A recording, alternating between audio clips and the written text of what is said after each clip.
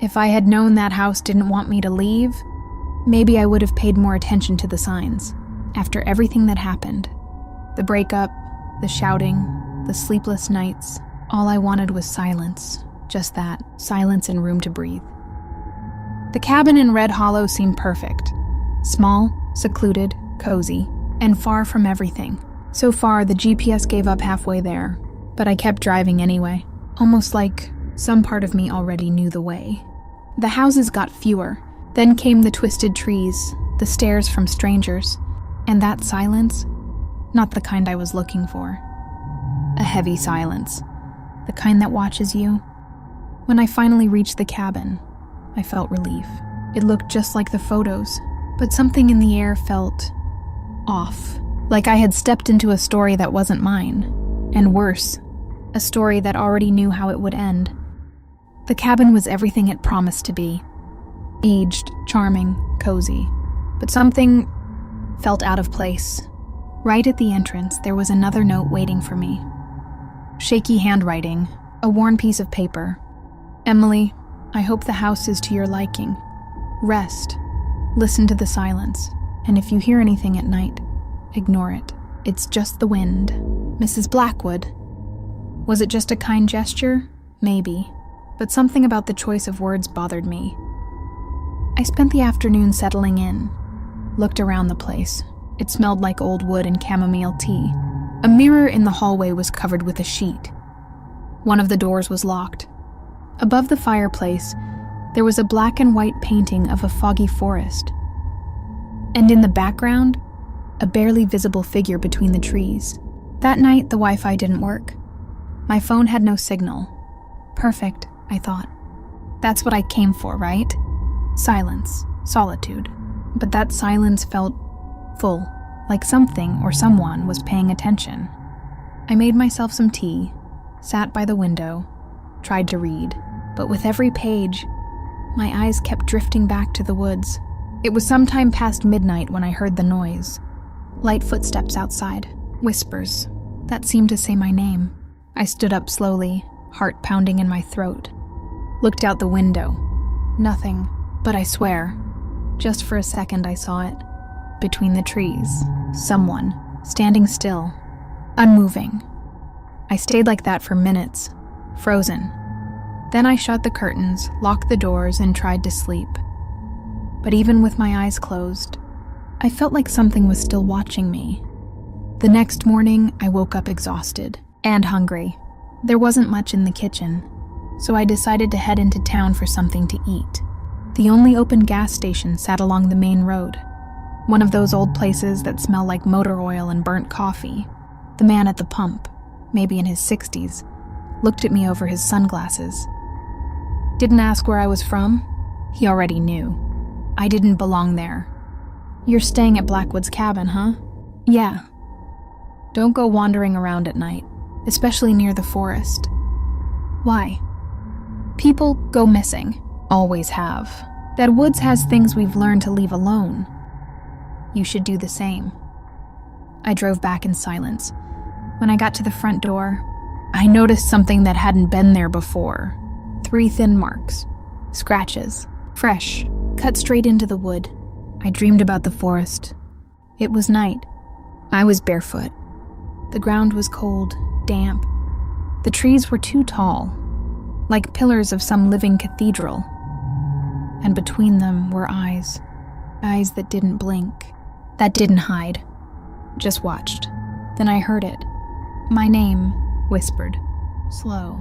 Dragged out like a dry branch scraping the ground. Emily. I woke up gasping, covered in cold sweat. It took a few seconds to remember where I was. The cabin, the trip, the man at the gas station. Maybe that was it. His words got stuck in my subconscious. That's all it was, right? I got up. I couldn't sleep again, so I started walking through the house. Every room was quiet, but something hung in the air, like the wood itself was holding its breath with me. That's when I saw the door, the one in the hallway, the one that had been locked since day one. I took a hairpin, like in those cheesy detective movies. It took a few minutes, but I got it. The lock gave way with a dry click. The door creaked open. The smell inside was different. Old, like moldy paper and forgotten things. The room was small. No windows. No furniture, just boxes, folders, dusty frames, and photos. Hundreds of them. Men, women, even children. All of them inside this same cabin. Some smiling. Others staring straight at the camera, serious. On the back, names and dates scribbled in pen. A few had the word missing written in red. One of the photos made me stop cold. The woman looked like me. Not identical, but close enough to make me swallow hard. Then I heard it. A sound, quick, just outside the window, like someone running past. I went to look, nothing but trees. As I turned to leave the room, I heard the voice. Not inside, in the forest. "Emily, it's me. Help me?" My body froze. It was my ex-husband's voice. Same tone, same way of saying my name. But he was hundreds of miles away. I walked to the front door. Slowly. The voice kept going. Fainter now, like it was moving deeper into the woods. I opened the door. The wind blew hard. The trees swayed, and the forest felt like it was smiling. I looked down, and that's when I saw it. Footprints. Barefoot, covered in mud. Coming from the forest straight into the cabin. And they stopped. Right at my feet. The footprints came from the forest. Barefoot, deep, covered in mud. They crossed the cabin's porch and stopped right in front of me, as if something invisible was there, watching me. My fingers trembled as I slammed the door shut. I locked it. But a part of me knew it wouldn't help much. I ran to the car, my heart pounding in my throat. I tried to start the engine. Nothing. The key turned, the engine just choked and died. I grabbed my phone. No signal. No Wi-Fi. The silence of the forest seemed to have swallowed the whole world. I went back inside the cabin and hid, waiting. Late in the afternoon, I heard tires on the dirt road. I looked out the window and saw her, the host, carrying a basket covered with a white cloth. The smile on her face was too strange. Familiar, but cold. Before she could knock, I was already at the door, blocking the entrance. She looked at me like I was a frightened animal and said calmly, "I brought a cake. Officially welcoming you, Emily."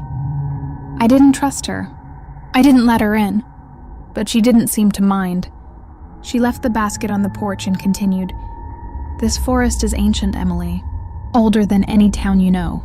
It communicates with those who want to listen. If you saw the footprints, it's already chosen you." I swallowed hard, trying to keep calm. She smiled in a way that didn't reach her eyes. "Here, we know what the forest needs. The town knows. Not everyone talks, but everyone knows. The forest is hungry, Emily. And it needs to be fed. We give what it asks for." My body went cold. She was talking about the missing guests, and I knew I could be next. Without waiting for a response, she turned and disappeared down the road. I locked everything again, prepared what I could for the night. But the forest was alive around the cabin. In the middle of the night, I heard his voice. My ex-husband. "Emily, help! I'm here." But that voice was different, distorted, like something was imitating, trying to trick me. And then the footsteps started. Slow, heavy, dragging, on the roof, and a breath. Too close. Night fell like a heavy curtain, and the forest around the cabin seemed to breathe, alive, hungry, waiting. My heart was pounding so hard it felt like it might burst. I had to leave. I had to run. I grabbed my backpack, quietly unlocked the door, and braced myself. But then the air around me froze. A faint crack behind me. Movement. I turned fast and saw it. A creature that looked torn from the worst nightmares. Its skin was mottled, burned-looking, stretched too tightly over its body and covered in scars. Its black, soulless eyes glowed faintly in the dark like cold embers. Half man, half beast. Its limbs were too long, arms hanging low with sharp claws that scraped across the floorboards. Its mouth opened in a crooked, unnatural grin, revealing teeth like broken glass. It didn't make a sound, but its presence screamed. It was ancient, And it was hunting. A rotten smell filled the air, like wet earth decay. And blood. It moved silently, each step precise, patient, like it knew I couldn't escape. I bolted out the door, down the trail, stumbling over roots and stones, breath tight in my chest.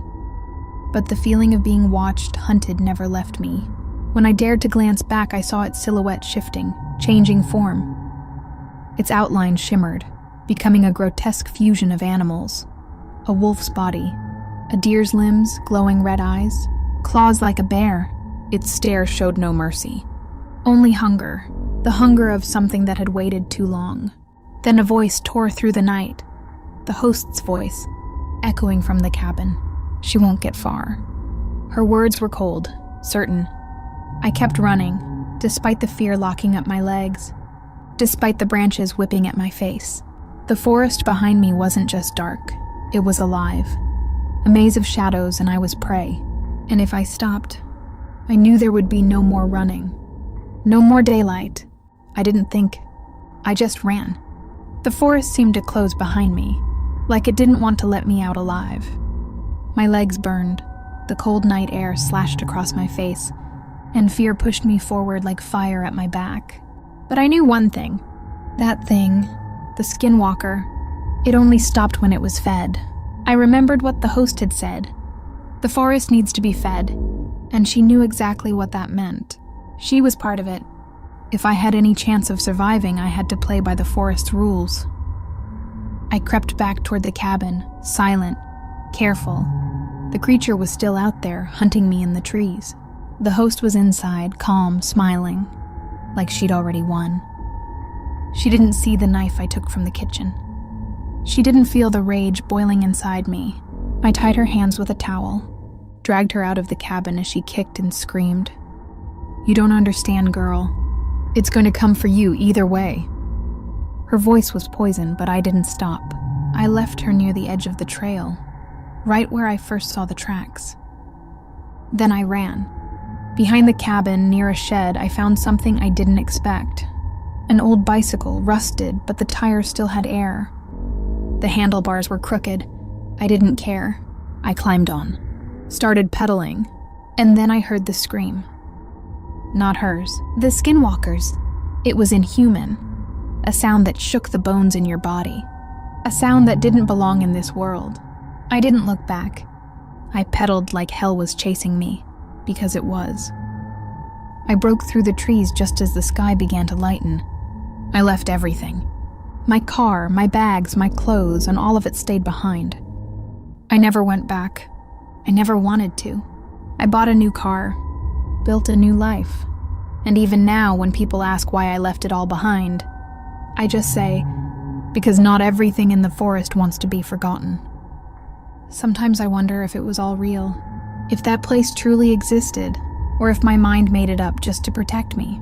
But then I remember the smell, the sounds, the way that thing looked at me from the dark, and I remember the scream, the last sound I heard before I left the forest behind.